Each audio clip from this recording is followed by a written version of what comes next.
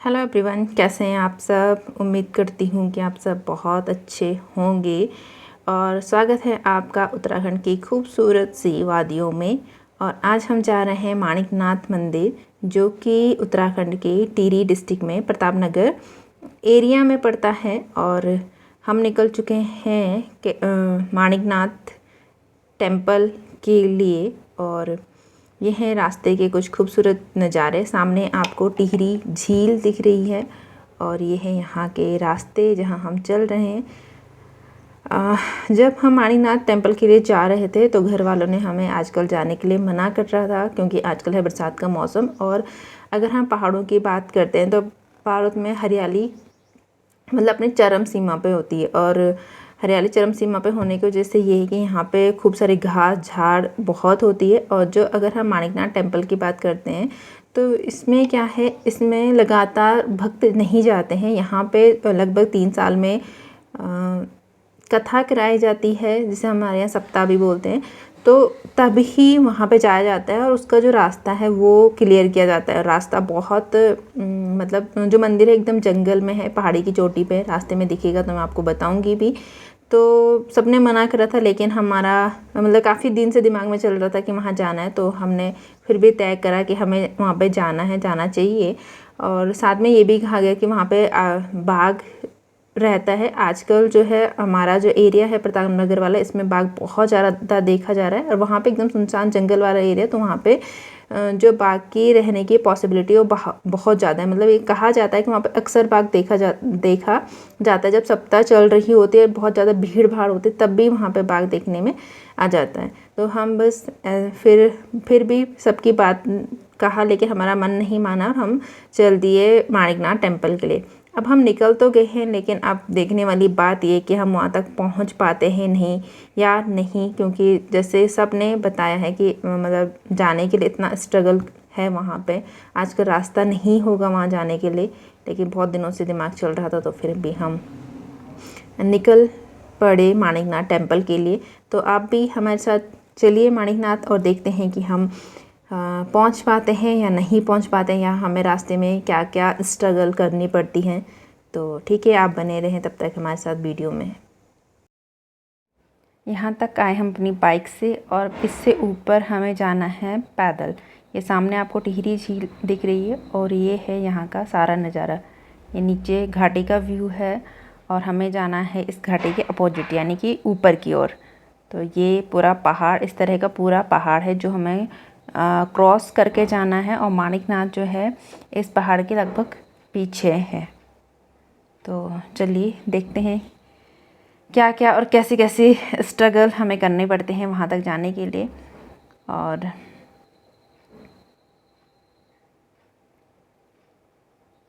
ये है यहाँ का घाटी का खूबसूरत सा व्यू, आप देख सकते हैं।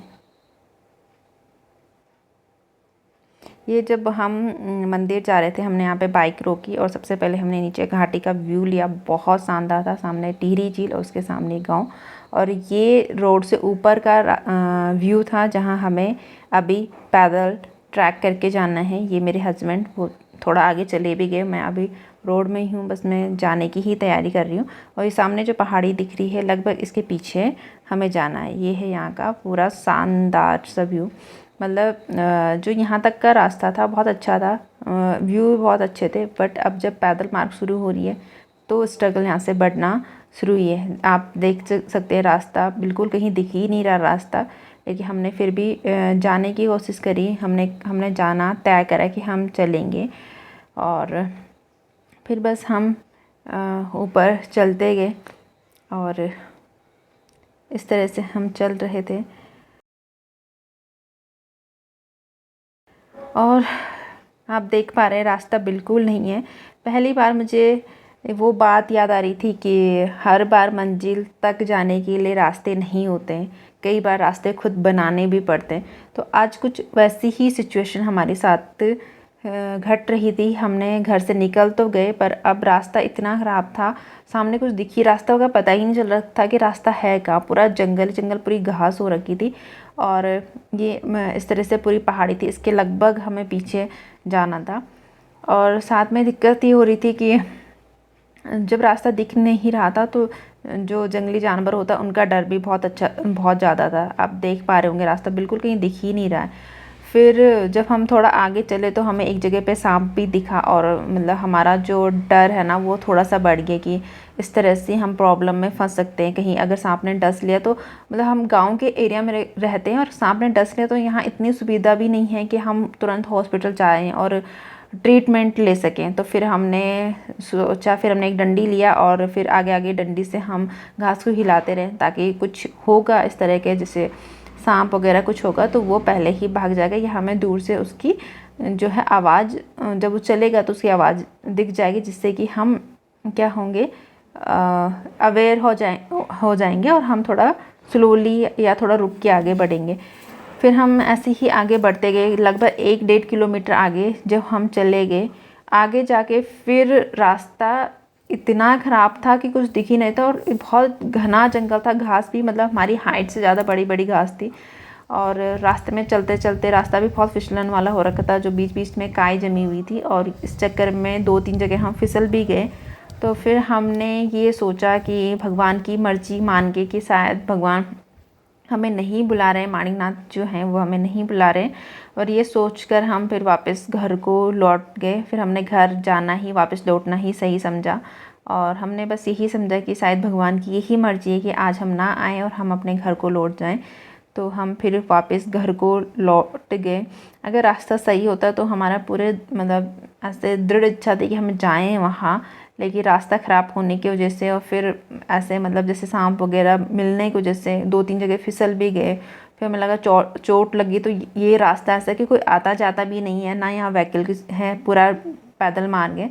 तो हमने फिर वापस आना ही सही समझा। फिर हमने बाइक पकड़ी और हम घर को चल दिए। और फिर हमने बस घर को जब हम चल रहे थे हमने सोचा चलो रास्ते के ही कुछ अच्छे अच्छे नज़ारा कैद कर लिया जाए अपने मोबाइल में। और ये देख सकते हैं आप, जब हम घर आ रहे तो हमें इस तरह के कुछ खूबसूरत से नज़ारे फिर हमने अपने कैमरे में कैद किए हैं। रास्ते में कहीं पे अगर मुझे ऐसी घाटी मतलब वो टॉप दिखेगा जहाँ पे हमें जाना है और वहाँ पे कैमरे से कैद हो पाएगी अगर उस जगह, क्योंकि मेरा जो मोबाइल है बहुत दूर की जगह कैद नहीं कर पाता है। तो अगर ऐसा हुआ तो मैं आपको ज़रूर दिखाऊंगी कि हमें कहाँ जाना था और हम नहीं जा पाए, हमें वापस लौटना पड़ा घर को।